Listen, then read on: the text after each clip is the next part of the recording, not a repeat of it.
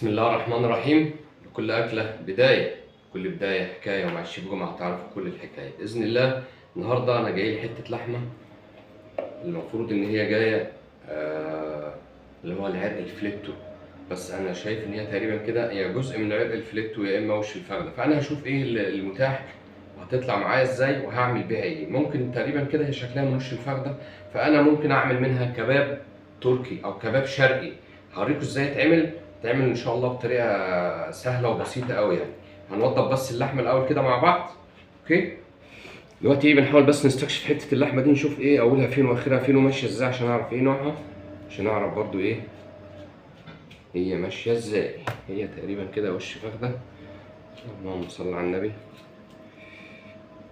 هنمشيها ايه، نعملها كباب شرقي. انا كنت عايز اعملها بصراحه روستو، ان انا اسويها زي ما هي كده، بس ايه على الكتله دي مش هتنفع يعني. فهنحاول نقطعها بقى ايه كيوبسات كده. اوكي، ناخد جزء منها، طبعا مش هعملها كلها، نقطعها بالشكل ده. اوكي،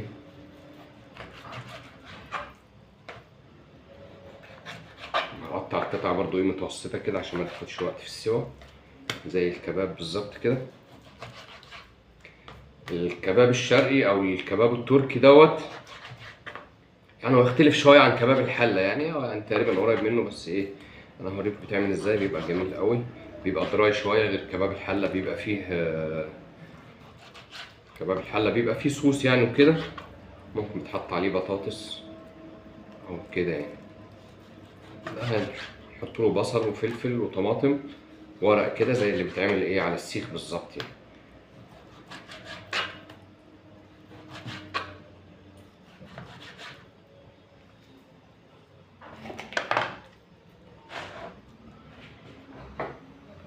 دلوقتي بقى زي ما احنا شايفين يا جماعه، هي دي اللحمه اللي عندنا اهيت.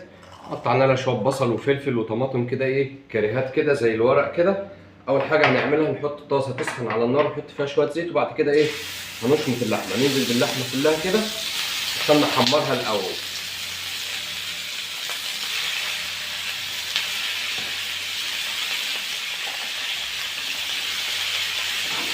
لازم اللحمه ايه تاخد اللون الجميل بتاعها كده وتحمر يعني. اللحمه بقى وهي ايه بتشمط كده او بتتحمر، انا عامل مجموعه توابل كلها مع بعضها مع الملح. دي لازم ايه نديها رشه كده علشان بتقفل مسام ايه اللحمه، بتخليها تتحمر كويس وتحتفظ بايه بالقيمه الغذائيه بتاعتها. كل التوابل الموجوده عندي، كمون، فلفل، كزبره، توابل اللحمه، اللهم صل على النبي، جينجر اللي هو الجنزبيل وكده يعني، شويه برضو زعتر، الكلام ده كله. ونسيبها ايه لما تتحمر، نقلبها لحد ما تتحمر خالص.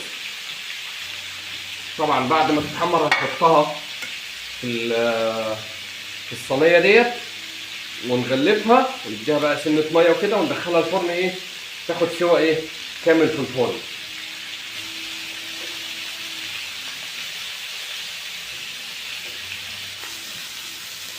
طبعا يا جماعه بقى ايه زي ما انتم شايفين كده اللحمه ما شاء الله اتحمرت بقت تمام التمام كده، حلو قوي. هنشيلها بقى ايه، طبعا الصينيات قطعت فيها شويه بصل وجزر وحبهان ولورو وشويه توابل كده وزر ورد، عشان ايه تعمل لنا صوص حلو كده ايه نجلس بيه ايه اللحمه. هنشيل اللحمه بقى ايه شويه شويه كده نحطها. طبعا برضو ايه في نفس الجريلا كده هنبدا ناخد الخضار بتاعنا برضو ايه نشمطه شنطه كده، كل حاجه كده ايه لوحديها كده ايه. اوكي، البصل لازم يبقى متقطع ورق كده، كذلك الفلفل. دي كده خلاص هنديها بقى ايه شويه ميه،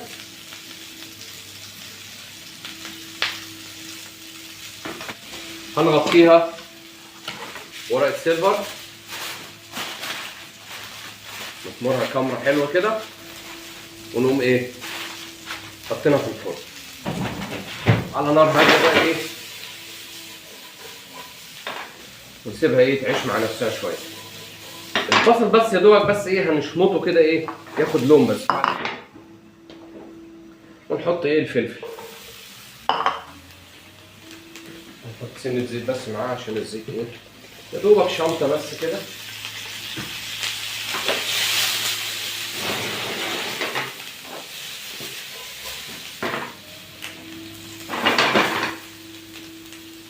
لما اللحمه تبدا تدخل على سوا هنحط ايه الخضار ده، او اللحمه لما تستوي خالص هنحط معاه الخضار ده ونقلبه فيها كده ايه مع الصوص بتاعها ونغرفه بقى ايه مره واحده.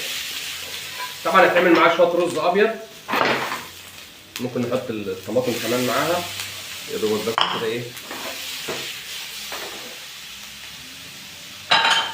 برضه ممكن نديها شويه التوابل دول، نفس التوابل بتاعتنا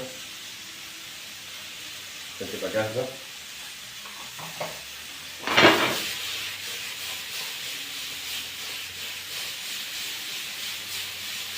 بس هي كده تمام قوي، بس انا دوبك بشممها النار ونشيلها.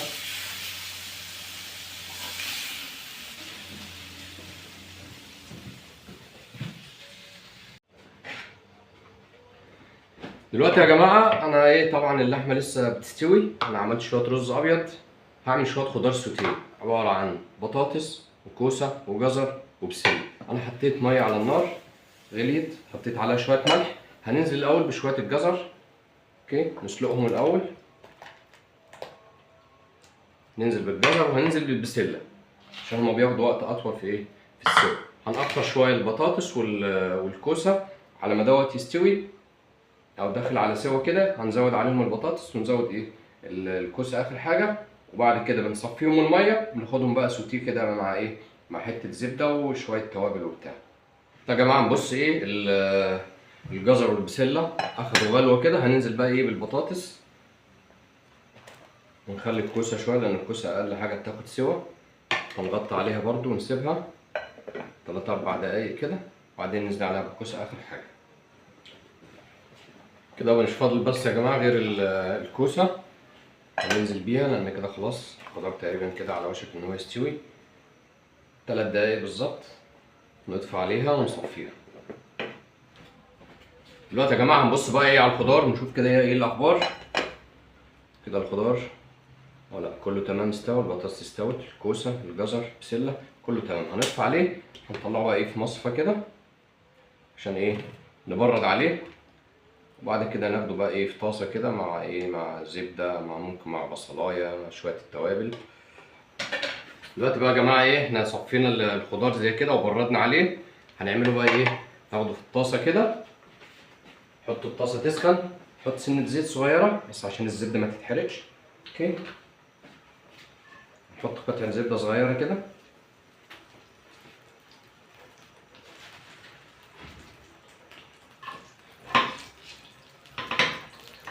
انا قطعت له شويه بصل برضو، بصلايه ناعمه زي كده نقوم منزلينها عليها، اوكي طبعا ده سوتيه البصله ما تتحمرش، يا دوبك البصله تتدبل بس كده تستوي بس وكده ايه تبقى طريه بس هي كده تمام قوي. هننزل بقى بشويه الخضار بعد احنا ما سلقناهم وصفناهم في ميه وبردنا عليهم، نقوم نازلين عليهم كده. خضار السوتيه ده مفيد جدا يا جماعه، ده طبق المفروض يبقى رئيسي دايما عندنا كده، لايت وخفيف ومفيد جدا فيه فوائد غذائيه كتيره. هنديله بقى ايه التوابل المشكله بتاعتنا اللي انا عاملها، كل التوابل اللي عندي مع الملح برضو، نروح مدينا شويه توابل كده، بعد كده ايه نغرف كل حاجه ونوريكم الطبق ايه الاكله بتاعتنا النهارده النهائيه شكلها عامل ازاي. دلوقتي بقى يا جماعه ايه كل الدنيا تمام، اول الخضار السوتيه نغرفه هنا في الطبق ده كده بالشكل ده، بس كده خلاص. طبعا انا جربت رز ابيض الطبق ده، فاضل لنا بس اللحمه طبعا انا زودت عليها بقى البصل والفلفل والطماطم بقت بالشكل ده، استوت تمام التمام وفيها صوص ايه خفيف كده برضو ايه هنوزعه عليها. نبدا نغرف بقى ايه على قد الطبق بتاعنا كده، طبعا هو الطبق مجرنش نفسه عشان الالوان اللي فيه اخضر واحمر والابيض ولون اللحمه، طبعا اللحمه بيبقى لونها بني هي زي الكباب بالظبط اللي بيتعمل على السيخ، ومعاها الخضار بتاعها، اوكي طبعا بيبقى فيها صوص بقى ايه خفيف بقى كده ايه ناتج التسويه بتاعتها، لازم تبقى مجلسه كده مع ايه مع الصوص بتاعها يعني كده. هندي بقى ايه شويه خضار كده في الجنب برضه عشان ايه خلي اللحمة كده في النص والخضار على الجنب، تدي منظر أحسن أكيد طبعا. كده إيه بقى، أقدر أقول لكم كده إيه، بالهنا والشفا وجبتنا النهاردة كباب شرقي زي بالظبط،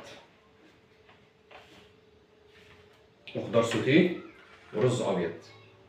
صور لكم بقى إيه من قريب كده، شوف الطبق ده الكباب بتاعنا يا جماعة اهوت من قريب خالص اهوت. شايفين اللحمة؟ ممكن اوريكم اللحمة كمان مستوية قد ايه، وزي الزبدة بالظبط مع الخضار بتاعها، مع برضو الصوص ايه مجلسها كده في بعضيها، مش ناشفة يعني. ادي الخضار سوتيه زي ما احنا ايه عملناه مع بعض، بسلة والجزر والكوسة والبطاطس مع الزبدة كده وبصلة ناعمة. وادي الرز، رز ابيض عادي خالص مفيش فيه اي حاجة. وجبة جميلة جدا ان شاء الله، يا رب تعجبكم كده.